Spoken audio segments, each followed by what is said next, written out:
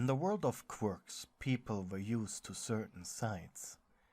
Businessmen with pumpkin heads, police officers with 4 arms, or someone like you. While admittedly less drastic than being a talking plant, well, it was hair. Not just any kind of hair. Thick, white tufts that, if not properly taken care of, would cover your entire body. Not only did this mean that you were prone to overheating in the summer, but it also made you appear very overweight. Well, maybe you did have a little chub, but who didn't nowadays?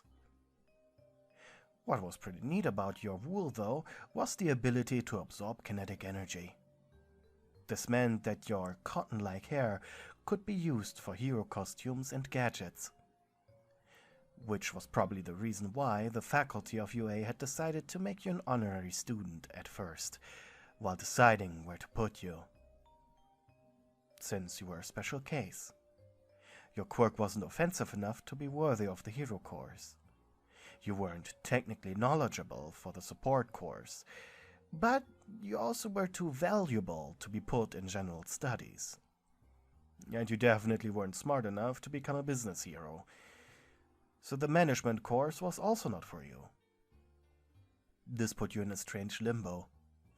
And even had Principal Nezu considered opening up a course specifically for mutation quirk users who are valuable to society, but in the most indirect way possible. After a rather arduous journey through UA's legal system, you were eventually put into the support course permanently, where you were immediately declared an outcast. You were pushed around by most of your fellow classmates. Luckily for you, everyone was well aware of what happened to bullies, so no one outright hurt or insulted you. But outside of sharing your wool, you had no real interactions with anyone. Despite your hair being pearly white, they called you Black Sheep and pretended you chose that as your hero name.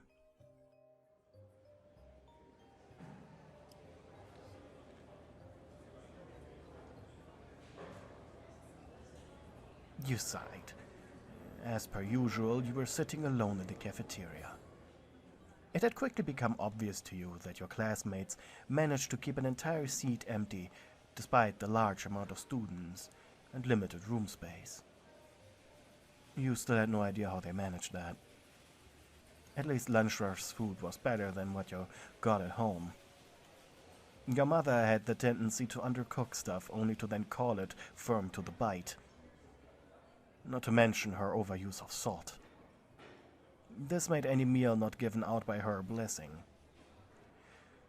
Worst of all was that she even watched Diner Nightmares, which was literally a show about saving diners from their own terrible menus, owners and managers.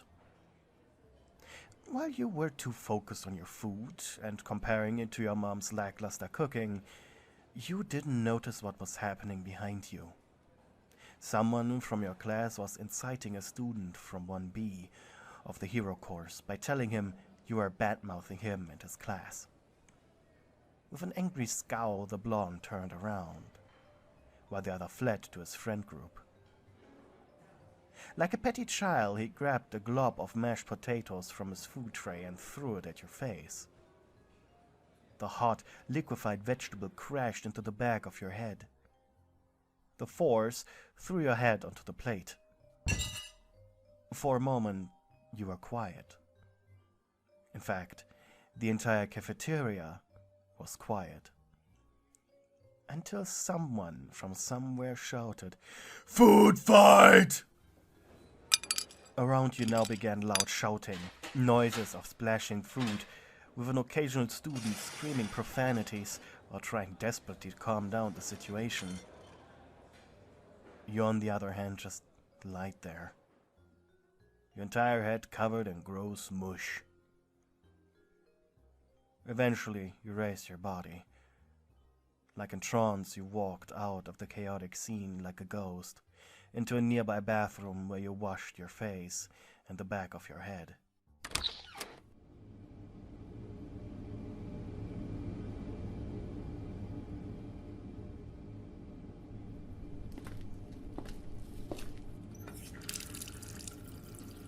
truth, you were glad someone declared a food fight. This saved you the embarrassment of being laughed at. With tears in your eyes, you left the bathroom, the echoing noises of the food fight still floating around the halls. And eventually, you found a nice spot in a rarely used hallway to cry. It was really difficult for you to not wallow in self-pity. Being self-conscious about everything created a downward spiral of sadness. For one, you felt bad. Then you felt bad for feeling bad. Then you felt embarrassed for feeling bad that you were feeling bad. Which then rebounded.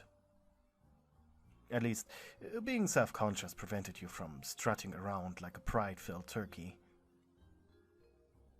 Your silence also interrupted by approaching footsteps. A single pair. Heavy. Accompanied by a mushy sound. However, they were also out of breath. Stopping next to you. "Quite the fight, eh?" they asked. It was a male voice, the same one that shouted "food fight." He chuckled. "Too bad you missed how I threw spoiled and mushy iceberg salad at Monomoa." You remained quiet. The guy, obviously not taking the hint, chuckled to himself and slid down the wall next to you. "You know, when I saw him do that to you," he spoke in a softer tone, "declaring it a food fight was the only way to avoid you being humiliated further." He paused, audibly shuffling. "You alright?" His voice sounded genuinely caring. "Do I look like I'm alright?" was what you wanted to desperately shout at him, but your body disobeyed and you just kept sitting there. The boy sighed, and a quiet bonk indicated that he leaned the back of his head against the wall. "I've been watching how they treat you. Thought it's some kind of phasing thing, but sending one a mower after you took it a step too far. The guy's a complete sociopath." The boy paused. "Despite that, I'm glad he's on the hero side of things." Suddenly he touched your hand and you resisted the urge to pull it back. His thumb gently ran across the back of it. The boy raised his eyebrows. Despite you shaving your hand, there was an adorable soft tuft of hair covering it. "You're a little sheep, aren't you?" he asked while grinning. You blew up your cheeks. You knew he didn't mean it as an insult, but the possibility still was there. So you raised your head and looked at him. The boy had spiky blonde hair, with a toothy grin on his face. His crimson eyes were focused entirely on you. "Look, there's something you need to understand," he said. "A broken arm or leg is painful but heals in time. A broken heart is miserable but emotions come and go. But a broken mind, oh, that's terrifying." Your lips quivered. He could tell you were reaching a breaking point. "Name's Bakugou. Bakugou Katsuki." You told him yours. "See? You can talk after all." He chuckled lightly before sighing. "I know, bad attempt at raising the mood, ain't it? I'm not really good at that." He turned his gaze away from you towards a window you two were sitting behind of. "So, you watched me for a while?" you asked after a long moment of quiet. "Yeah, creepy. Sorry about that," Bakugou said, and then scratched the back of his head. "But hey, can a guy have trouble approaching someone?" You simply shrugged. "I mean, the way I see it," you started. "At the start of school, people quickly find their friend groups, and they act all hostile if anyone tries to encroach on that." He nodded. "Agreed." You sighed. You know what the worst thing is? You looked at him and he returned his attention to you. This is just school. This is nowhere near close to how it will be. Well, he said, there is, sort of, if you become a hero. You deadpanned, and he chuckled. I know, not everyone can become a pro. You shrugged. Nature's gift. You looked away, feeling dejected. Suddenly you felt a weight coming down on your shoulder as he leaned onto you. You're pretty soft, aren't you? I guess, you said with a flustered tone. Why are you doing this? You asked. Because you're big. And fluffy, came a smug answer. Seriously? He laughed. No, actually, it's because you're cute. Somehow this answer was worse. Don't tease me like that, you mumbled, and once again he laughed. What do you think? I'm the only guy with a crush on you? He leaned up from you as you looked at him before Bakugou booped you on the nose. Guys get crushes and feelings for girls all the time. It's just that only the real manly ones actually follow through with it. At least that's what friend Kirishima said. Your heart began to beat faster. So... He pressed both hands against the wall behind you. Your eyes focused entirely on his face. Your heart began to beat faster. So...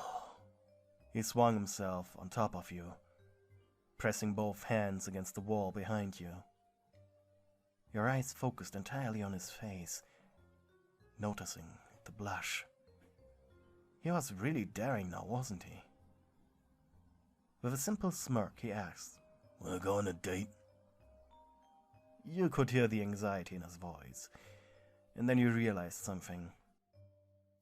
Shyly you replied, "Was that hero anecdote supposed to make me want to date a hero so I can..." "Leech off of them?" He finished your sentence. "Yeah." "That's a trick question, you know." He leaned further into your personal space. "Just one more question." You gulped. "Is this just as awkward for you as it is for me?" He immediately let his guard down. "Man, and I thought I'm the only one feeling that." He rolled back to his side. "Look, in truth, I never asked a girl out. I find you cute, yeah, and I want to help you. But trying to be this heartbreaker bad boy thing, that's annoying." You smiled. "Well," you said, "I like this side of you more." He looked at you. "It's more honest." He knelt deeply and then exhaled. "Fine. Second try, then." He cleared his throat and took a more relaxed position. "Hey, I've been kinda stalking you for a few days now. You're not as annoying as the other girls in this school. And I saw you getting bullied. I want to help you. Let's discuss this on a date." He winked and said, "Yeah, I like that much more." You smiled and said yes. He sat up straight. "Wait, seriously?" "Yes, we can go on a date." "Man, I thought I messed it up." "When?" you asked. "Well, how about now?" You blushed. "Let's finish school first." His eyes widened. "Oh, yeah. Totally forgot about that." Both of you now stood up. "Well, He put one hand on your shoulder. "Wait for me in front of Class 1A's dorms after class is over, alright? Wear something casual. I mean, your uniform is fine too. Also, I can't afford going to a fancy restaurant. You shuddered at the thought. I don't even want to go to a fancy restaurant. I wouldn't know what to talk about. He sighed in relief. I know, right? How does the mall sound like? You giggled. Well, that sounds lovely. But are you okay with going into more nerdy stores? He smiled brightly. No problem. The bell rang, and you turned to leave. See you then, you said before running off. Bakugou remained in the hallway for a moment. Turning around, a guy from your class approached him. Dude, you fucking did it. He laughed. Yeah, said Bakugou mournfully. Look, dude, he started. I don't think I can go through with this. Your classmate took a step back. What do you mean? What I mean is, sure, you set me up for this, but I think I will go on this date with her. I've bullied her enough, and she seems nice. The guy shrugged. Whatever, explodey boy. Your classmate took a step forward, attempting to go to class, but Bakugou sidestepped into him. If I hear her complain about any of you teasing her, about anything, you'll have to deal with more than just me. The two stared angrily into each other's eyes, but your classmate quickly broke under the pressure. Katsuki's lips curled up into a grin. May I remind you, Kishima's one of my best pals, and I know how you suck up to him. Fine, said your classmate before pushing the blonde out of his way. You didn't have to threaten me with a goddamn boulder. This is a hero school, barked Bakugou, with a zero tolerance on bullying. You will get what you deserve if you keep doing this, asshole. And with that, the two boys went their separate ways. The date with Bakugou went better than you had expected. The blonde was known for his anger and outbursts, but just like back in the hallway when he comforted you, he was a perfect gentleman. However, there was a tiny incident where he didn't control himself, and that was when you began asking questions about the various people in his class. Well, for most students, he showed nothing but a borderline narcissistic disinterest. Asking about the green-haired Izuku got you such an intense glare, you almost broke out in tears. It was late, and through a train mix-up, actually past curfew, and the school gates were closed. What should we do? Bakugou sighed. I don't know. You fidgeted, then swallowed some bile that rose up from your stomach.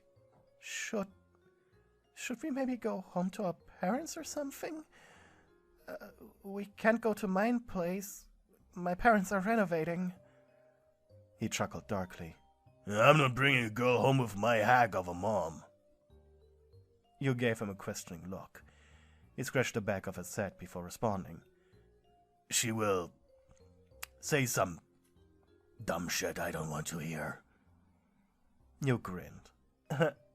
Like, have fun you two, or if you don't have condoms, your dads are in the nightstand.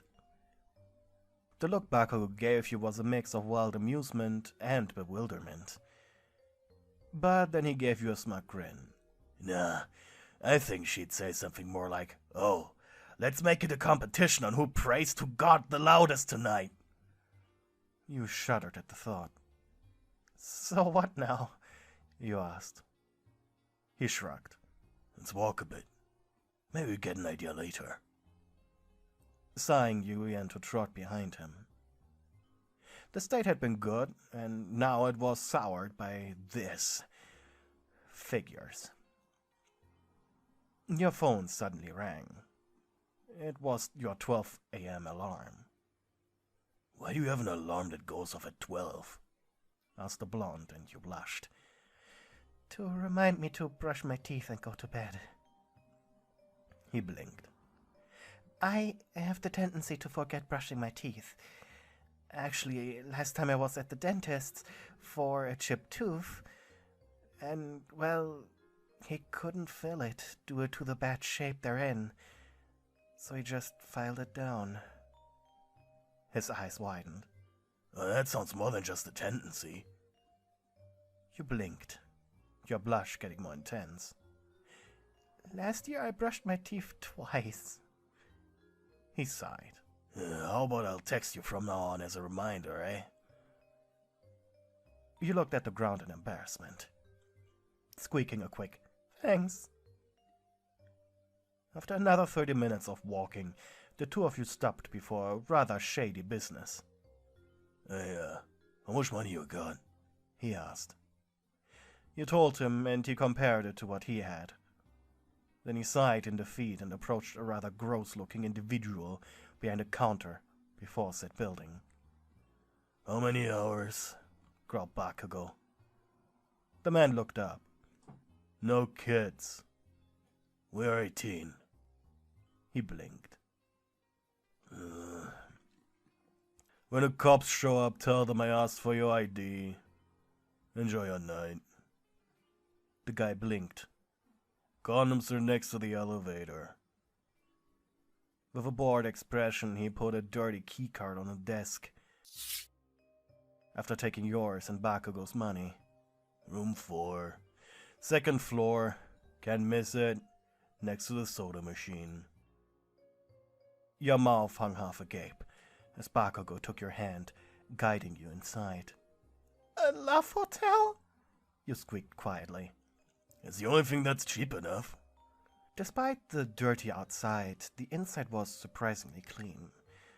Sure, the carpet had seen better days, and the walls were completely black with posters plastered on them, but it was much more acceptable than you had expected. With a blush, you looked at the floor as Bakugou guided you to an elevator. The posters were advertisements for various adult entertainment and not-so-family-friendly anime. Some of the lights were flickering and the elevator was slow and creaky. But eventually, you made it into your room. Same situation with the carpet, but... Oh, ceiling mirror. Classy. Bakugou pointed out. Then he marched towards the bed. Doesn't smell like anything, he said. You blinked. What did you expect? You asked, afraid of the potential answer. Something fishy? You fidgeted. Look, I can sleep on the ground. He looked at the dirty carpet. But I really don't want to. You made an uncomfortable noise and sat down next to him. Sighing, you said, "I don't know," you muttered. "I mean, it was such a nice day, and now it's gone so weird." He blinked. If you're uncomfortable. "No," you interjected. "Actually, I think I'm a little too comfortable." His eyes lit up, but he didn't say anything. "When you held my hand just now, I felt safe. And I guess the atmosphere... Also, you were the first person at UA to show me any kindness. And I think I just want to say thank you." His heart jumped. So did yours. Are you saying that? You forced an awkward smile. "I mean, it's a love hotel, right?" Your eyes met. He sighed sadly. Fine. I give up. He leaned forward and buried his face into your chest with such force that it threw you on your back. You groaned as air was pressed out of your lungs. Lifting himself off you, Bakugou's face was flushed as his hands reached for the buttons of your UA uniform. Is this a bad time to mention I never did this before? You shook your head. Finally, he freed your chest. His mouth opened. He didn't think he'd get this far. Bakugou froze, unsure of what to do. With an amused grin, you lifted your upper body, undoing your bra before lying back down. Go on, you whispered as his hands reached for your breasts.